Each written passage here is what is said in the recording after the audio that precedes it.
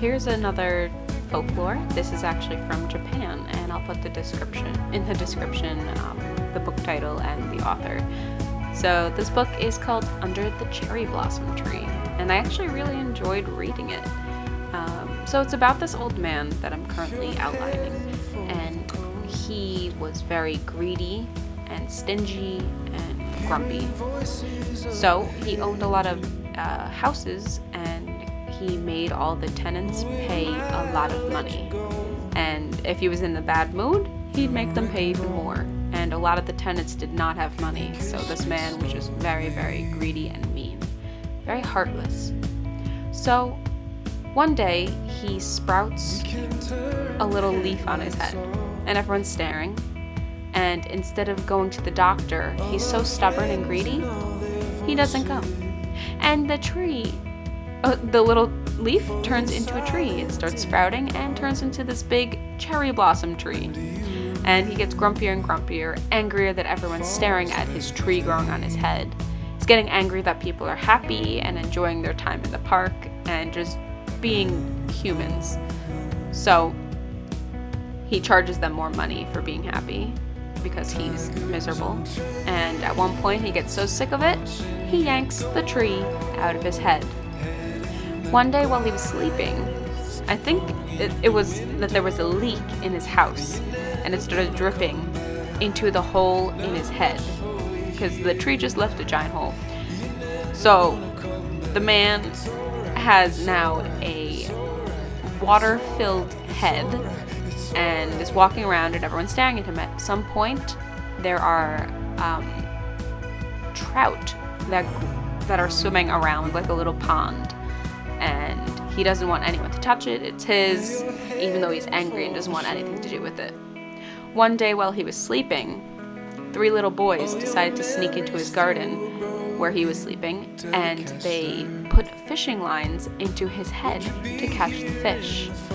And one of them messed up and hit the old man a little bit, which woke him up and sent him into a frenzy. So this scene is what I'm actually drawing now. It's with all of the chaos of the 3 casted lines and the water and the trout spilling everywhere. And he's getting angry because he's like, no, this is my trout. It's not yours. You can't have it. So still, even though he's miserable, has a hole in his head, water in his head, and a fish, he's being greedy. So he winds up chasing these boys because he's so angry. And at one point, he falls. He falls and the water spills everywhere. And he falls into the water, which makes him, I think, fall into his head. That's what happened in the story. Basically, he becomes a pond in the park that everyone enjoyed their time. And no one saw him again because he just became stuck in his own head in the pond. He just became water, and everyone enjoyed the park and loved the pond and enjoyed that time.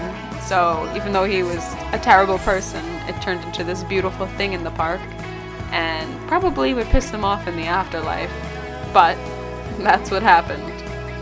So don't be greedy. That's the lesson. So I'm just doing half of the colors because I knew I was going to cut it out and put it onto a wooden piece of wood. And I really enjoyed using the Prisma markers here again. It really makes it pop, and it's easy to blend. Ooh, it's alright. Ooh, it's alright. Ooh, it's alright.